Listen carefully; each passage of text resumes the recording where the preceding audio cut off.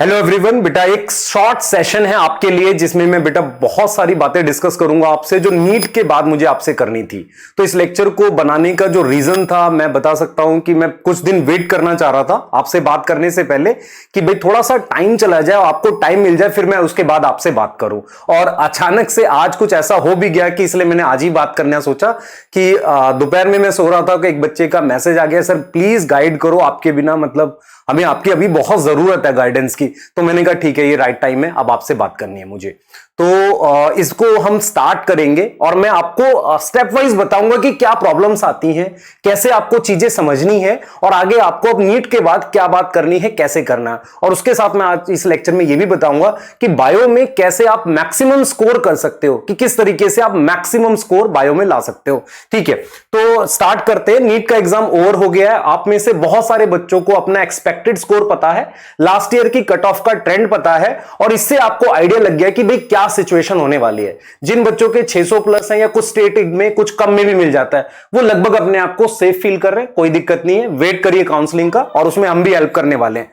उसके बाद हमारे पास जिनका 600 से कम स्कोर है, जिनको ऐसा लग रहा है कि हमारे स्टेट में नहीं मिलेगा इसको इसमें, तो उनको क्लियरली डिसाइड करना पड़ेगा कि ड्रॉप करना है कि नहीं। कुछ बच्चे जो बॉर्डर लाइन पे हैं उन्हें भी बेटा तैयारी स्टार्ट करनी पड़ेगी, वो वेट नहीं कर सकते क्योंकि वो टाइम निकल जाएगा ना काउंसलिंग के बीच का 2-3 महीने का, तो उन्हें तो देखना ही पड़ेगा।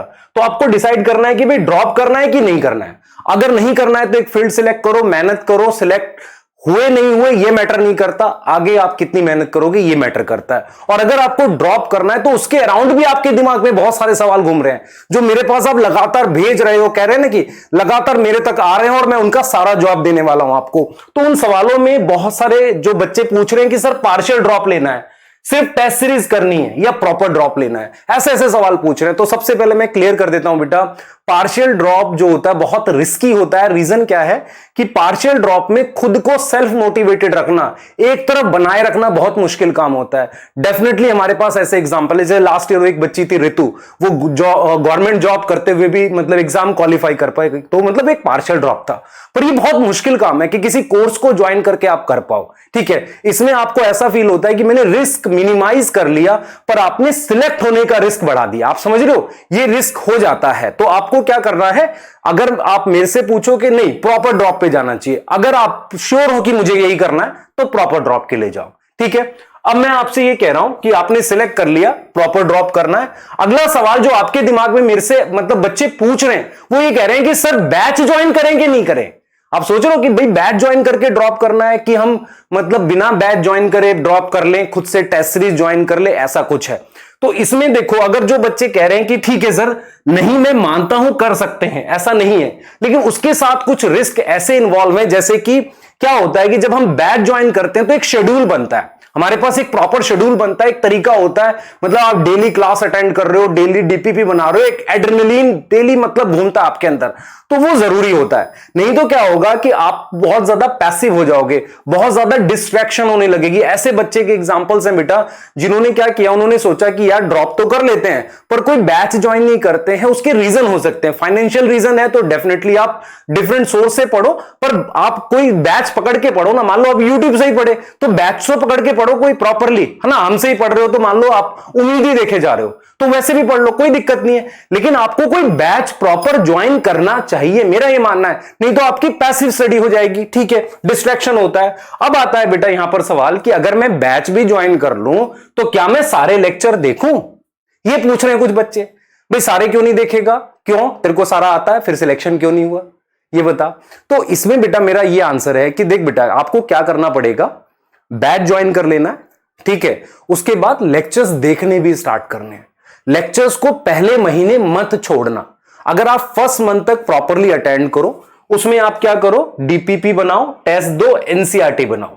अब यहां पर सवाल है, अगर लास्ट ईयर आपने नोट्स बना लिए हैं तो इस साल बनाने की जरूरत नहीं है, आप उन्हीं नोट्स को यूज कर सकते हो। मान लो आपने ब्लू पेन से बनाए थे, ब्लैक पेंसिल से या पेन से उसमें ऐड कर लो, वो आप काम कर सकते हो। क्लियर है, ये चीज समझ आ रही है, क्योंकि लास्ट ईयर आपने लर्निंग करी थी, इस साल आप एनालिसिस कर रहे होगे। तो यहां पर मैं बिल्कुल श्योर हूं कि लेक्चर देखना चाहिए स्टार्टिंग में तो जरूर। उसके बाद अगर आपको लगता है 1 महीना लेक्चर करने के बाद कि नहीं मेरे को लेक्चर देखने से बहुत फायदा नहीं हो रहा, मैं इसके छोड़ के सिर्फ इसके देखूं, तो कर सकते हो, लेकिन ये चीजें नहीं छूटनी चाहिए।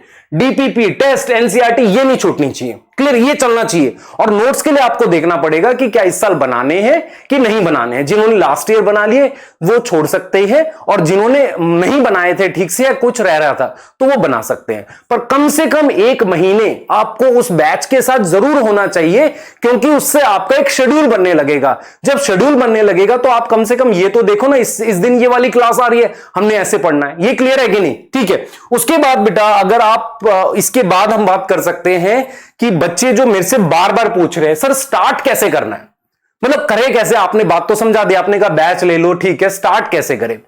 सबसे पहला काम, अपने अंदर का डर खत्म कर दो। ठीक है सर, डर कैसा, मतलब एक्चुअल में क्या तुम्हें डर है? तुम सबको ये डर लग रहा है जो ड्रॉप कर रहे हैं कि सर अगले साल नहीं हुआ तो क्या होगा। मैं आपको एक चीज क्लियर कर देता हूं बेटा, कि तुम्हारे अंदर का ये जो डर है ना, ये तुम्हें प्रेशर देगा और तुम्हारी परफॉर्मेंस हमेशा गिरेगी। ये हमेशा ध्यान रखना। जो मान लो इस साल स्कोर आ गया, क्या आप उसे बदल सकते हो? नहीं सर। अगला एग्जाम कल है? नहीं। कितना टाइम है? 9-10 महीने तो है ही हमारे पास। तो फिर डर क्यों रहे हो? क्लियर, डर किस बात कर रहे हो? क्या जरूरी थोड़ी कि इस साल गड़बड़ हुई अगले साल गड़बड़ हो गया, ऐसा कुछ नहीं है। तो सबसे पहले अपने अंदर का डर खत्म कर दो और खुद से बोलो कि अगले साल मैं हर हाल में सिलेक्ट होने वाला हूं। ये खुद से बोलो। तो जब अपने अंदर का डर मिटा दोगे ना, तो फिर आप सिलेक्ट होने के चांसेस बढ़ा लोगे। तो सबसे पहले तो अपना डर खत्म कर लो। दूसरी चीज क्या करो, प्रॉपर प्लानिंग करो। प्लानिंग का मतलब 2 तरह की प्लानिंग होती है। एक आप बैच में क्या पढ़ रहे हो, दूसरा अपने दिन की प्लानिंग क्या है। तो आपको अपने दिन को भी प्लान करना पड़ेगा। मैं इतने इतने घंटे पढ़ूंगा, इतने इतने घंटे डीपीपी सॉल्व करूंगा, इतने इतने घंटे सोऊंगा। एक प्रॉपर प्लानिंग करो। उसके साथ आप उसको एग्जीक्यूट करो प्लानिंग को कुछ कुछ छोटे छोटे पैचेस में। 1 वीक तक प्लानिंग एग्जीक्यूट करी, 1 मंथ तक करी। इस तरीके से प्लानिंग को आप क्या करो, एग्जीक्यूट करो। अब मैं यहां पर एक चीज बताता हूं जो मेरा एक्सपीरियंस है। लास्ट ईयर बेटा मैं तीसरा यकीन है जो पढ़ाने जा रहा हूं, जब 1-2 महीना निकल जाता है तो बच्चे क्या करते हैं, वो पेशेंस खोने लगते हैं। मतलब क्या हुआ, उन्होंने अपने अंदर से डर खत्म किया पर परमानेंट खत्म नहीं किया। उन्होंने क्या किया, अपने दिमाग में रख लिया कि इस साल मैं फेल हो गया था। सही है। अब क्या किया, उन्होंने बैच में पढ़ना स्टार्ट किया। जब वो बैच में लेक्चर देख रहे हैं, डीपीपी सॉल्व कर रहे हैं, अपने दिमाग में ये भी रखे हुए यार पिछले साल भी तो यही कर रहा था, अब क्या कोई नया कर रहा हूं, क्या इस साल भी मैं पास होऊंगा कि नहीं होऊंगा, इस साल मैं कर पाऊंगा नहीं कर पाऊंगा। ये फिर चलने लगता है उनके दिमाग में। ये समझ पा रहे हो मैं क्या कह रहा हूं? ये फिर उनके दिमाग में चलना पड़ता है। यहां सबसे इंपॉर्टेंट है आपकी पेशेंस। क्लियर है? आपको हमारे साथ, जो मैं बार बार बैच में बोलता हूं कि मेरे साथ बने रहो, मैं सिलेबस टाइम पे खत्म करूंगा, हम सब टीचर पूरी मेहनत कर रहे हैं, साथ बने रहो। इस साथ बने रहने का मतलब क्या है, ये सारी चीजें जो मैंने डीपीपी वगैरह पे बात करी थी वो सब करना आपने। तो ये जो पेशेंस है ना, इस पेशेंस को आने वाले 5 महीने तक अपने अंदर बना के रखना है। घबराना नहीं है। आप अगर सारी चीजें प्रॉपरली करते जा रहे हो तो आपको फिर डर क्यों लग रहा है, तो आप खो क्यों रहे पेशेंस ये सोच के कि लास्ट ईयर भी तो मैं यही कर रहा था। क्लियर है? ऐसे ही बेटा बहुत सारे बच्चे कहते हैं कि हम डर को कैसे मतलब ओवरकम करें। मैं तेरे से एक सवाल पूछता हूं, इस साल मान ले कोई गड़बड़ हुई, ठीक है, और डर तुझे लग क्यों रहा है, मैं बताता हूं क्यों लग रहा है।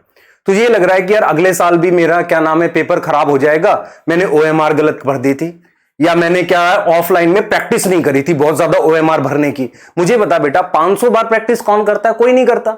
ऐसे ऐसे रीजन तुमने बना रखे हैं अपने फेलियर के, मेरे साथ ये हो गया था, उस दिन प्रेशर मैं ले नहीं पाया था। तो तुम्हें ये समझना पड़ेगा कि किसी भी चीज के 2 तरह के कारण होते हैं। मैं तो आपको एक एग्जाम्पल से समझाता हूं बेटा। क्या हुआ था, 1857 की जो लड़ाई थी इंडिया वाली, वो कैसे हुई थी, उसका जो इमीडिएट कारण क्या था कि गाय के जो हमारे पास गाय से बने हुए कारतूस, या हम बोल सकते हैं किसी और चीज के कारतूस से जिसे दांत से काटना था, उसको लेके म्यूटिनी हुई थी। वो इमीडिएट कारण था, वो तुरंत कारण था। लेकिन मुझे जो मैं आपको रियल बताऊं, जो बहुत पुराना कारण ये था कि जो अंग्रेज जो हिंदुस्तानियों को दबा रहे थे, वो मेन कारण था ना, उनको सप्रेस कर रहे थे, वो मेन कारण था। लेकिन इमीडिएट कारण क्या निकल के आया, वो गाय की चर्बी उनको मुंह से कारतूस की काटनी पड़ी थी। तो क्या वो रीजन था? नहीं। ऐसे ही क्या हुआ है, जो तुम्हारे एग्जाम में ये सारी चीजें हुई हैं, जैसे पेपर लेंदी आ गया है ना, उसकी वजह से प्रेशर क्रिएट हो गया, उसकी वजह से सिली मिस्टेक हो गई। ये कौन सा बेटा, ये क्या चीज थी एग्जैक्टली? ये वो कारण था जिसे आप इमीडिएट कारण बोल सकते हो। लेकिन मैं आपको बेटा, आप मेरी आंखों में आंखें डाल के बताना, क्या ये रियल कारण था? अगर असली कारण आप खुद से आज पूछोगे तो असली कारण क्या आएगा कि हो सकता है आप में से कुछ बच्चों की तैयारी काफी ना हो। सही है।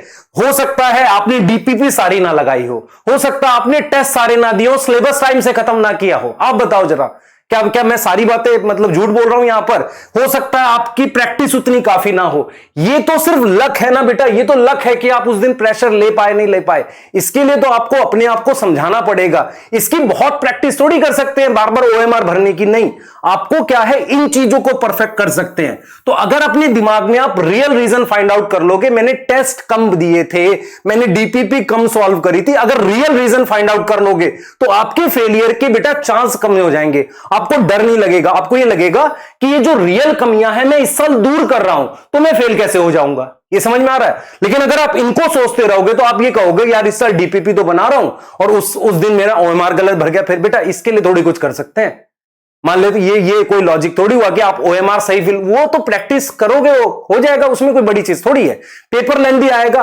अब पेपर लेंथी आने पे किन बच्चों को ज्यादा प्रॉब्लम हुई? जिनकी डेप्थ कम थी कुछ लाइनों की, वो जब फंसे तो उनको ऐसा लगा कि यार सब पेपर खराब हो गया।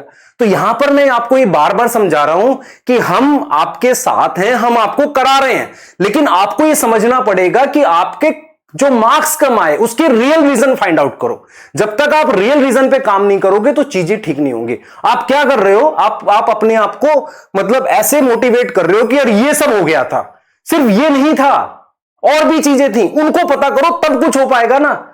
जब तक आप उसको सॉल्व नहीं करोगे तो नहीं होगा। तो अपने अंदर का डर कैसे खत्म होगा?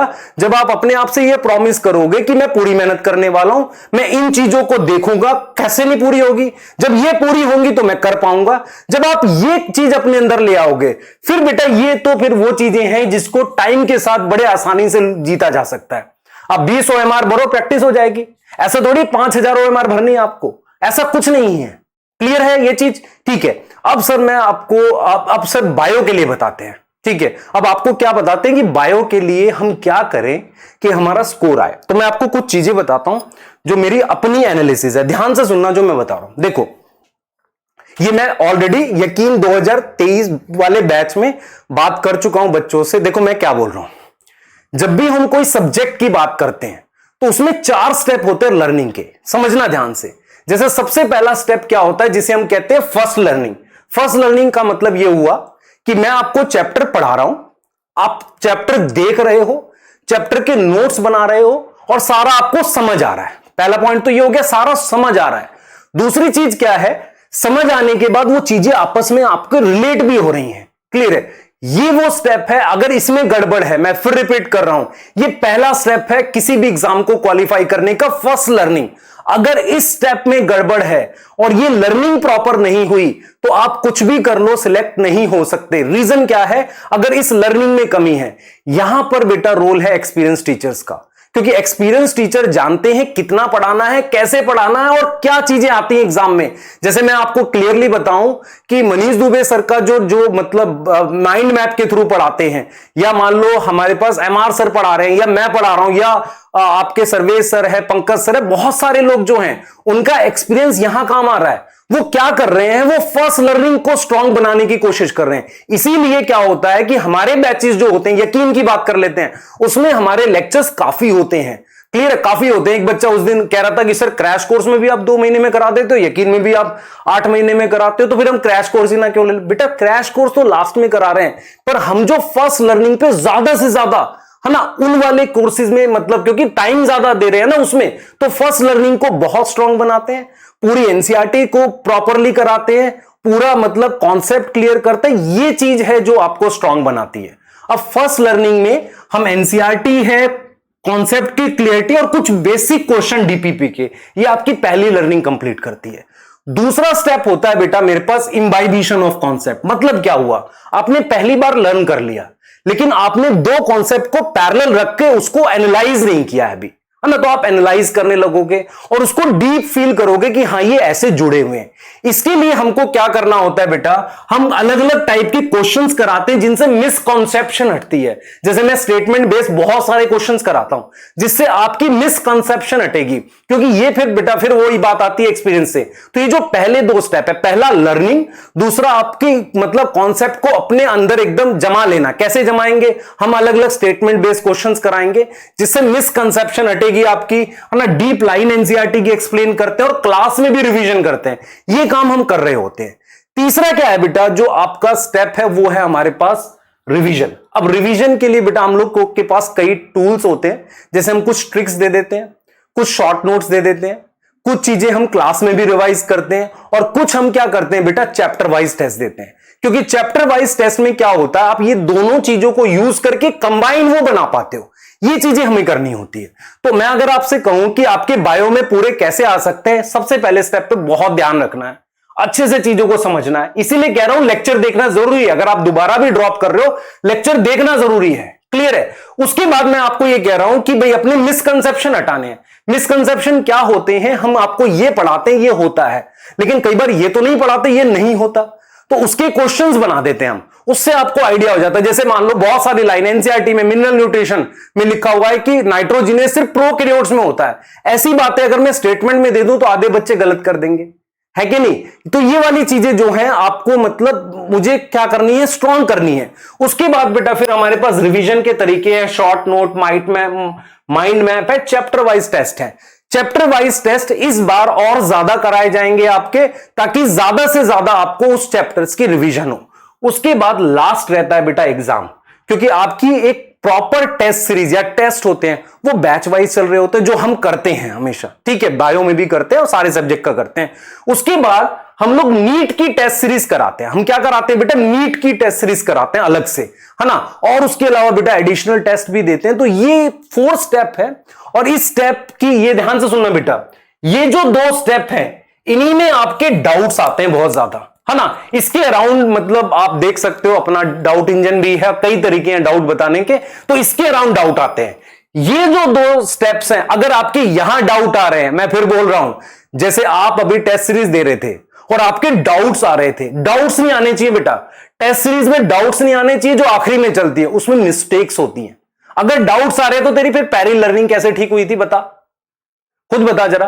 अगर तेरे इसमें डाउट आ रहे हैं तो फिर पहले लर्निंग कैसे ठीक थी? तो जो स्टार्टिंग की लर्निंग होती है, मेरी बात समझ ध्यान से, उसकी क्लियरिटी होना जरूरी है, और उसमें बेटा हमेशा एक्सपीरियंस टीचर्स का फर्क पड़ता है। और मैं हमेशा ये बोलता हूं कि इसीलिए ये लाइन एनसीईआरटी की, मैं ये लाइन बार बार बोलता हूं बेटा, जो मुझे नहीं आता फिर वो एग्जाम में भी तो नहीं आता। ये मैं हमेशा बोलता हूं। क्यों बोलता हूं? क्योंकि आप में से क्या होता है, कुछ बच्चे चैट में ऐसे क्वेश्चन लिख देते हैं कि सर ये बता, वो आता ही नहीं है, तो मुझे भी नहीं आता, बता। सही है? तो बायो में 360 कैसे आएंगे? आपको मेरे साथ, या मैं कह रहा हूं कि हमारे टीचर्स के साथ प्रॉपरली एक एक लाइन एनसीईआरटी की सीखनी पड़ेगी। उसके बाद हम उसको रिवाइज करेंगे, उस कॉन्सेप्ट को इंबाइब करेंगे डिफरेंट स्टेटमेंट वाइज क्वेश्चन से, क्योंकि हमारे प्लान रेडी हैं ऑलरेडी कि टेस्ट जो आपके बायो के होंगे, यकीन वाले या कोई भी जो हमारे बैचेस के होंगे जो 2023 के हैं, उनमें स्टेटमेंट वाइज क्वेश्चंस को हम ऑलरेडी इंक्रीज करने वाले हैं, जैसा इस बार ट्रेंड देखा गया। क्लियर है? तो उससे आपके कॉन्सेप्ट स्ट्रांग होंगे। फिर रिवीजन के लिए हमने लास्ट टाइम भी बेटा कुछ शॉर्ट नोट्स भेजे थे बैचेस में, अगर आपने देखे हो, वो हम फिर करने वाले हैं। क्लियर है? और मैं बार बार इस चीज को बोल रहा हूं बेटा कि जो एग्जाम के टाइम पर हम टेस्ट सीरीज कराएंगे वो आपके काम की होगी, और आपको उसके अकॉर्डिंग चलना है। तो ये तरीके हैं बेटा आपको मतलब एग्जाम में अच्छा करने के। अब यहां पर पता है क्या होता है, 1-2 बच्चे हैं वो ये बोलते हैं कि सर ये तो आपने लास्ट ईयर भी कराया था, इसमें नया क्या है? ठीक है, इसमें नया बताओ। मैं एक स्टोरी सुना रहा हूं, और ये रियल स्टोरी है, और इसको बहुत ध्यान से सुनना। बेटा क्या हुआ था, मैं क्लास 10th में था, और मेरे फादर डॉक्टर थे, अब वो नहीं रहे, मतलब वो डॉक्टर थे, क्लास 10th की बात है। तो मैं क्या करता था, उनके क्लिनिक पे अक्सर कभी कभी जाकर ऐसे बैठ जाया करता था। जब वो पेशेंट देखते थे तो उनकी प्रैक्टिस चलती थी, तो पेशेंट देखते थे। तो एक दिन मैंने देखा वो एक पेशेंट को काफी ज्यादा डांट रहे थे, वो काफी डांट रहे हैं, ठीक है। अच्छा, उनकी एक हैबिट ये थी कि जैसे बच्चों के लिए जो दवाई होती है ना, मेडिसिन होती थी, वो जो पिलाने वाली दवाई होती है, उसको प्लास्टिक की उसमें वो डाल के देते थे कि ये 2 दिन की दवाई है, ठीक है, ऐसे देते थे। तो एक पेशेंट को डांट रहे थे। तो जब वो पेशेंट चला गया तो मैंने ऐसे ही पूछा, उतना तो हम लोग जानते नहीं थे, तो पूछा कि आप क्यों ऐसा आपने बोला, उसको इतना क्यों डांटा? तो उन्होंने मुझे बताया कि यार वो कह रहा है कि हमने दवाई भी पिलाई और आराम नहीं हुआ, मतलब दवाई पिला दी आपकी, आराम नहीं हुआ। और उनकी हैबिट ये थी कि भाई दवाई पिलाने के बाद भी वो बॉटल आप ले आओ, है ना, आप बॉटल ले आओ, आप हमें दिखाया करो। तो उन्होंने बताया कि जो बॉटल उसने दिखाई उसमें अभी आधी दवाई पेंडिंग है, और वो दवाई 2 दिन की थी। अगर इसने पिलाई होती तो वो पेंडिंग कैसे होती? तो यही चीज मैं आपको, मेरे को याद है वो बात और मैं यहां अप्लाई कर रहा हूं। अगर आपने ये सारा काम किया होता, एग्जैक्टली किया होता, तो फिर तबीयत कैसे ठीक नहीं होती? तो इसका मतलब वो बॉटल कहीं ना कहीं खाली है ना, उसको हमें भरना है। ठीक है, इसका मतलब क्या है बेटा, चीजें वही हैं, कोई नए रास्ते नहीं हैं, चीजें वही हैं, हमें उन्हीं रास्तों को पकड़ के चलना है, पर इस बार परफेक्शन से चलना है, कमी नहीं छोड़नी। क्लियर है? कमी बिल्कुल नहीं छोड़नी। इसलिए हमेशा फर्स्ट लर्निंग स्ट्रांग रखेंगे। क्लियर है? और वही चीज फॉलो करेंगे। क्योंकि आप सोचो जरा, अगर उसने पूरी दवाई पिलाई होती तो बॉटल खाली होती ना, वो आधी कैसे भरी हुई है, और फिर वो कह रहा है कि मैंने पूरी दवाई पिला दी, बच्चा ठीक नहीं हुआ हमारा। समझ आ गया? क्लियर है? तो बेटा फिर से मैं बोल रहा हूं, पढ़ाई करो, मेहनत करो, टाइम कम है और पूरी मेहनत हमें करनी है। ठीक है बेटा, thank you so much, bye.